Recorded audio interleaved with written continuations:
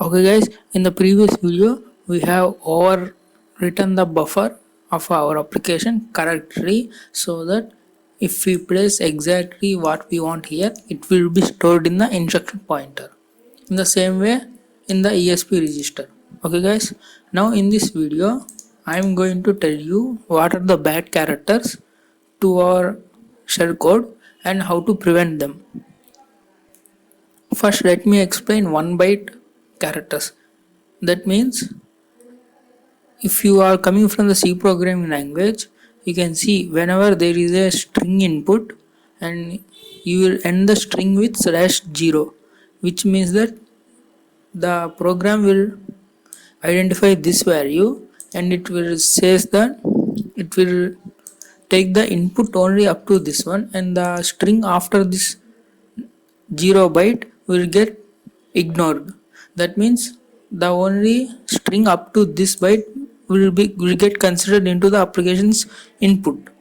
So if we have our shell code, in the shell code, okay, shell code is nothing but which we will execute on the victim machine to get a shell back.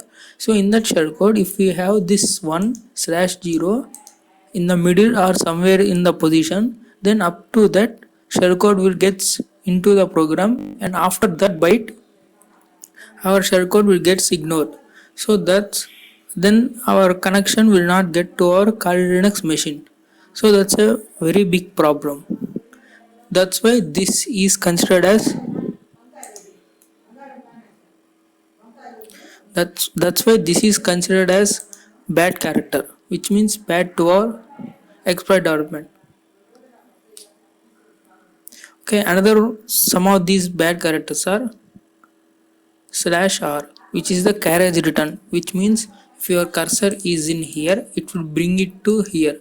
It's derived from the typewriting. If you go to the end of the line, you will just come to the starting of the line and again you type it.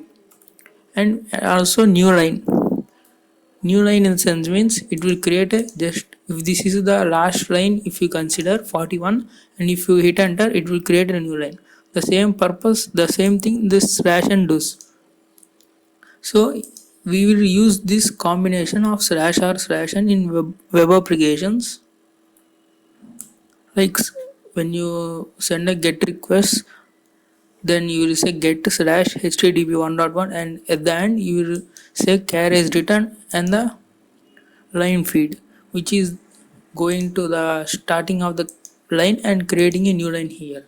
So these three are like known and universal bad characters. Now I will show you the hexadecimal representation of these bad characters.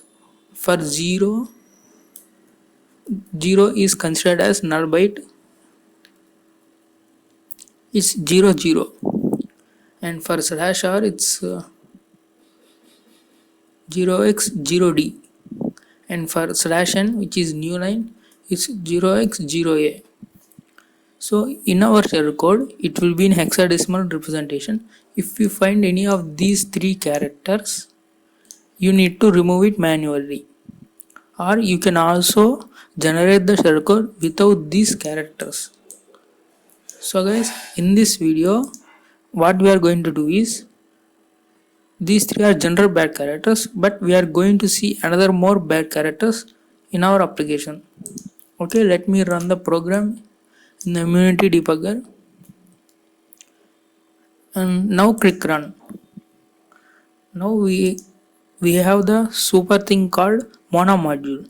This Mona module will create R characters up to length 1 byte, which means 0, 0, 0, 1, 0, 2, and so on up to 0f and 1, 0, 1, 1, 1, 2, 1, 3, and so on up to f0, f1, f2, f3, and so on up to ff. That means from 0, 0 to ff there are 256 characters, and this Mona module will create all these characters. To do that, we need to say Mona byte array, and this command will create all characters which includes 0, 0, right? But we don't want that one. So to exclude 0, 0, which is null byte, we can say /x00, and you need to queue the -b option. When you press enter, Now you can see these are all the 1 byte values from 0, 1, 2, 3, 4 and so on up to FF. Now to copy this one, we are going to open File Explorer, go to C and program files. I'm sorry. Okay guys, I did not set the working folder, my bad. Wanna config set working for folder to my C Mona and %p, which is the process name. Now we need to run our previous command again to create a byte array of all characters except null byte, which is 00. Now you can see there is a folder called Mona, and go inside OSCP because %p means process name, which is a OSCP, and you can see there is text file and there is also binary file. The Mona will do the operations based on this binary file, but we cannot read that. That's why it also creates a text file. Now what I'm going to do is I'm going to copy this all characters and I'm going to my script and I'm copying here. Let's say rchars is equals to, now we have all characters from 1 to FF. What we are going to do is we need to send it in the place of ESP, and we know the ESP address because the register directory points out to the address. Wait, let me show you. So here you can see the register values and you can see directory what is the ESP address. Now what Mona module will do is will take the byte array binary file which we created before in the folder and the address as another argument, and it will compare each byte in the file and in the register specified. Of course we will specify ESP register address. From there onwards it will check byte by byte, and if there are any differences it will show us. So okay, let me send you the script. Okay, let me send you the buffer. Let's run our program. Think everything is fine.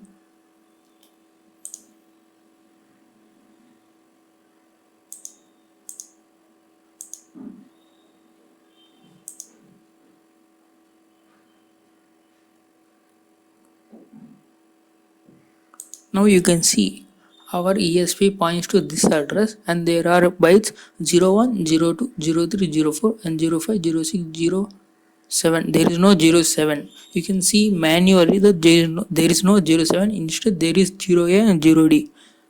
You can consider by seeing now 07 as a bad character. But Mona will automatically find every bad characters. If we find manually all these characters, it will take so much time. Now what we gonna do is Mona compare.